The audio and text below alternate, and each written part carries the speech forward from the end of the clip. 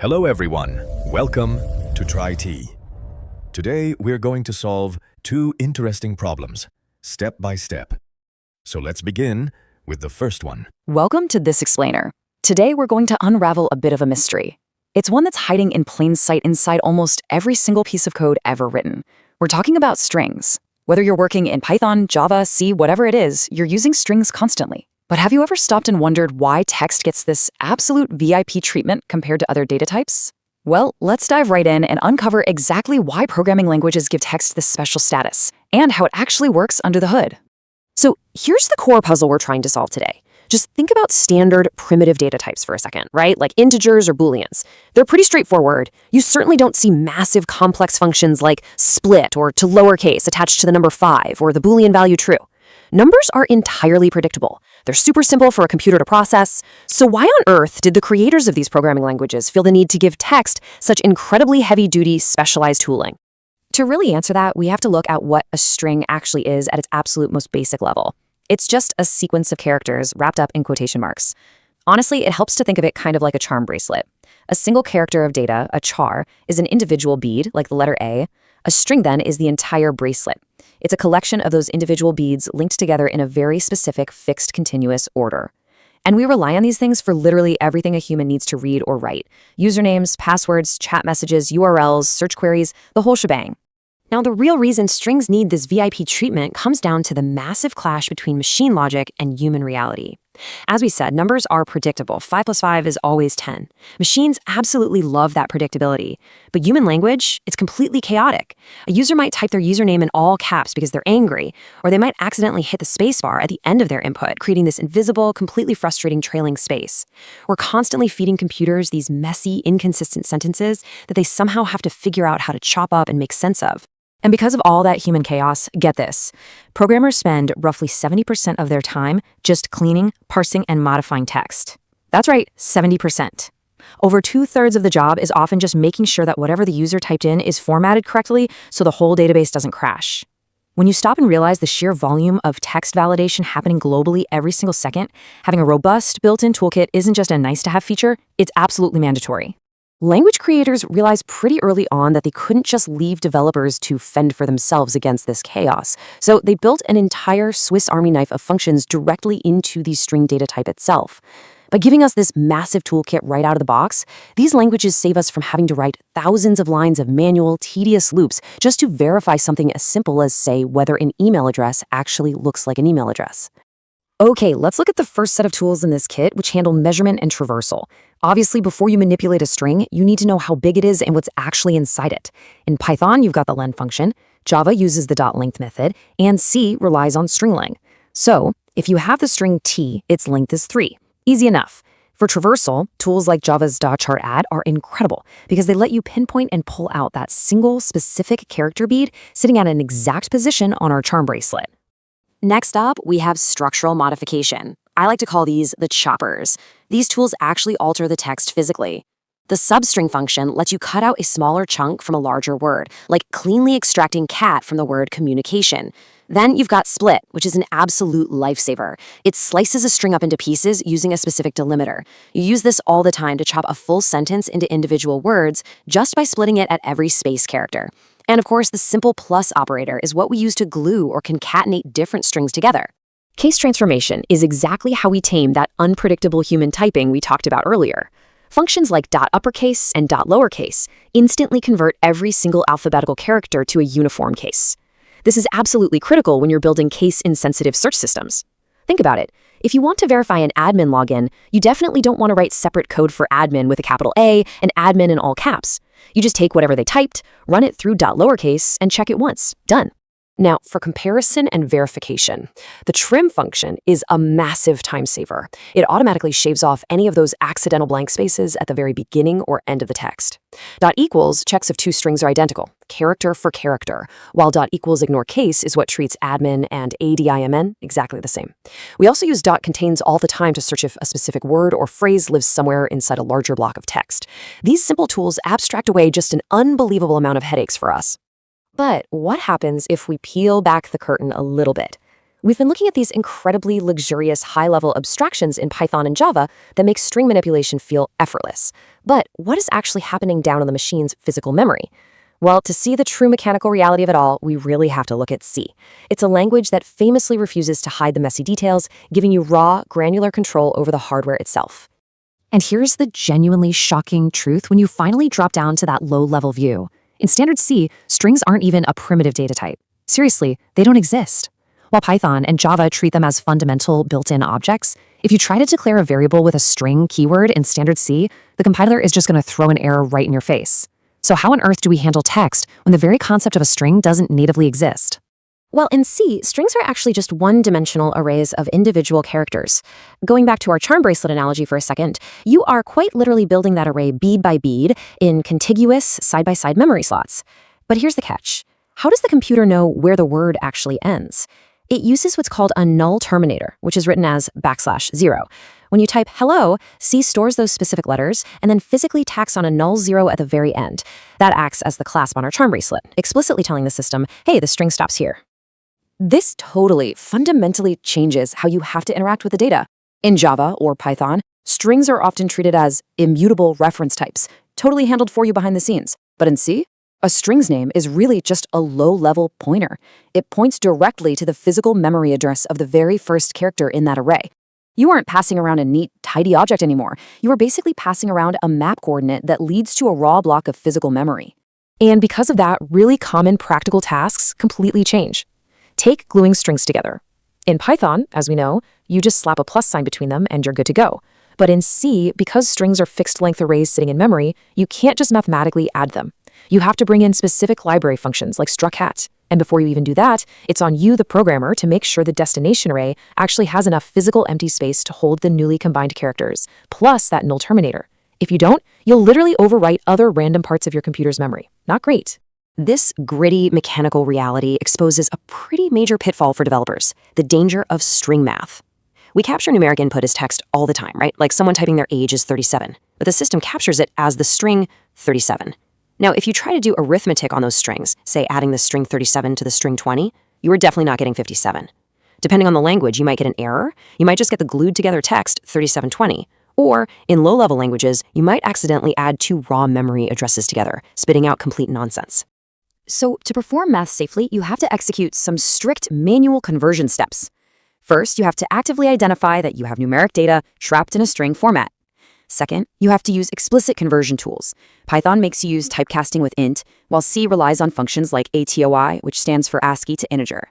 These functions read the characters and mathematically calculate the actual integer value. Only then, in step 3, can you finally perform safe arithmetic. You literally have to build the bridge between text and true math yourself. So we've really seen just how incredibly complex text processing is, from those high-level, luxurious Swiss Army knives all the way down to raw memory pointers and null terminators. But I want to leave you with this thought. For decades, we have heavily relied on these built-in string functions to force chaotic human language into predictable, rigid machine rules. But today, artificial intelligence is learning to natively process and understand our messy, unpredictable language without needing all that strict formatting. As AI integrates deeper and deeper into how we handle data, will our classic programmer's Swiss Army knife eventually become completely obsolete? Or is it just going to evolve into something entirely new? It's definitely a fascinating question to ponder. Thanks for joining me on this explainer, and keep exploring. When you want to master algorithms, the fastest way to fail is to memorize syntax. True programming skill comes from focusing entirely on universal mathematical logic. It doesn't matter if you are writing in Python, Java, or C. A compiler translates your code differently, but the underlying structure of a string remains identical across all of them. Take a look at this diagram showing how strings are stored in memory. A string isn't a single word. It is a sequential array of individual characters stored side by side. Treating words as mathematical arrays makes complex string manipulation a solvable puzzle in any programming language. Let's apply this to the valid anagram problem. An anagram is simply a word formed by perfectly rearranging all the letters of another word. The beginner instinct here is to manually count every single character. You might set up a nested loop that searches through the second word for every single letter in the first. If both words have 100 letters, the computer ends up performing 10,000 individual checks. We can flatten that complexity completely. Instead of tracking letters individually, we sort both character arrays alphabetically first. Here's the 5-step plain English algorithm. Compare the string lengths, convert them to arrays, sort them from A to Z, compare the elements, and return true if they are a perfect match. Let's run a dry run with the words cat and act. Step 1. Both words have exactly 3 letters. The lengths are equal, so we proceed. Next, we sort the arrays. Cat reorganizes into A, C, T.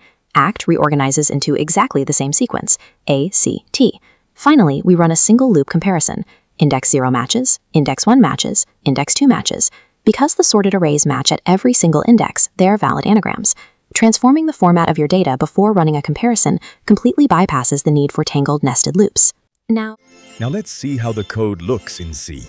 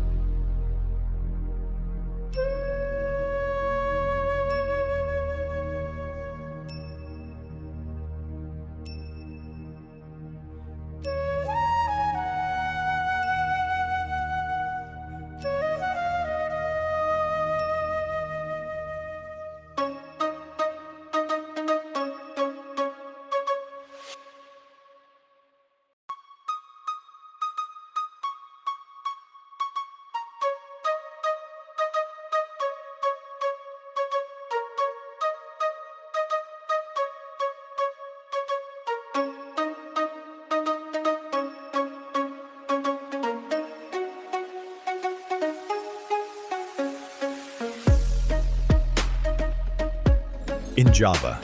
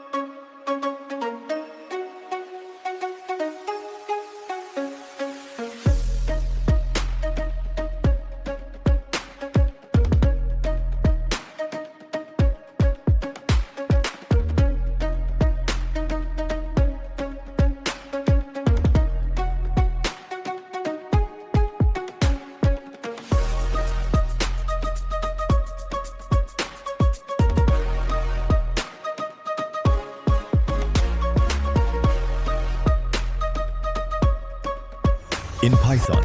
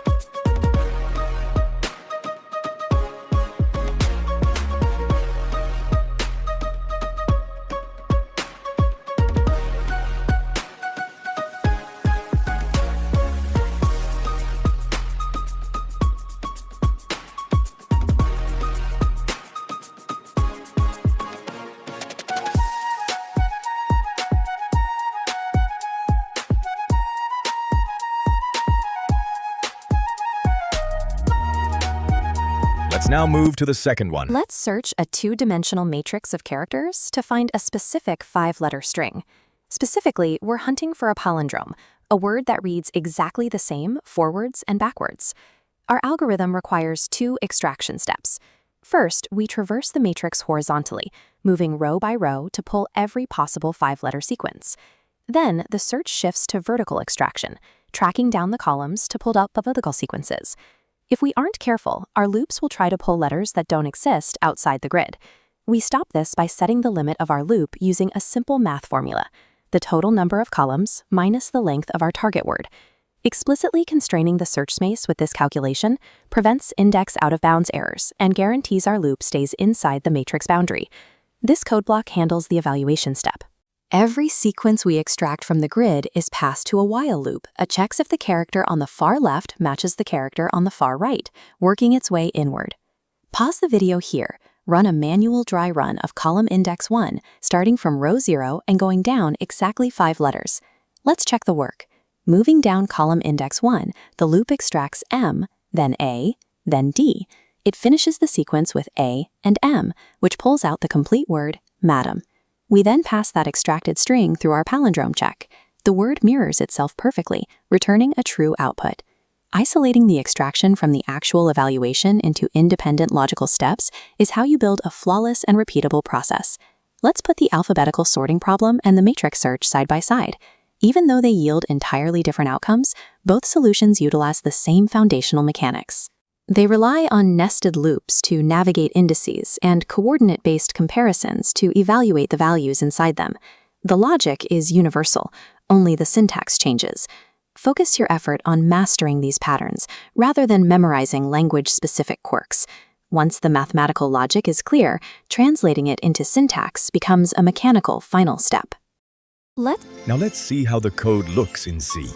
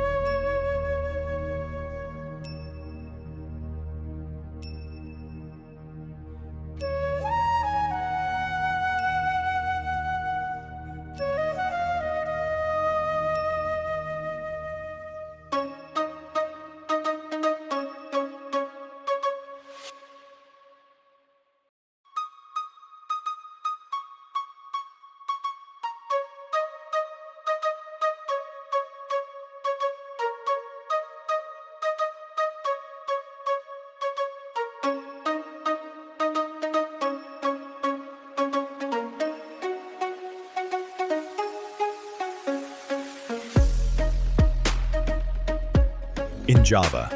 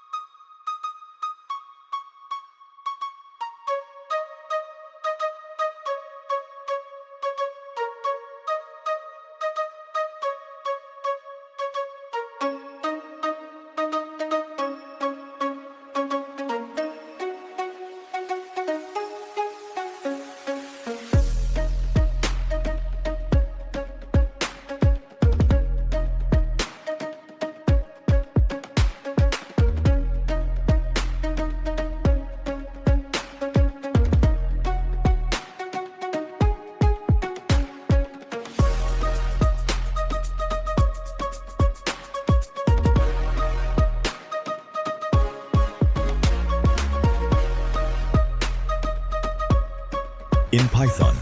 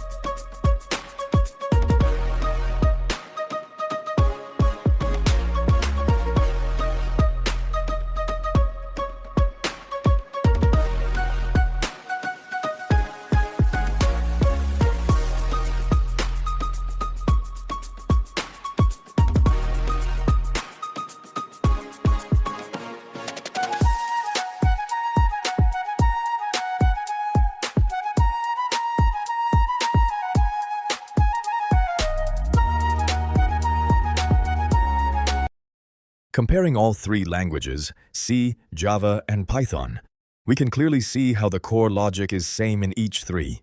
Just syntax is the one which changes. Thank you for watching. See you in the next video. Subscribe now.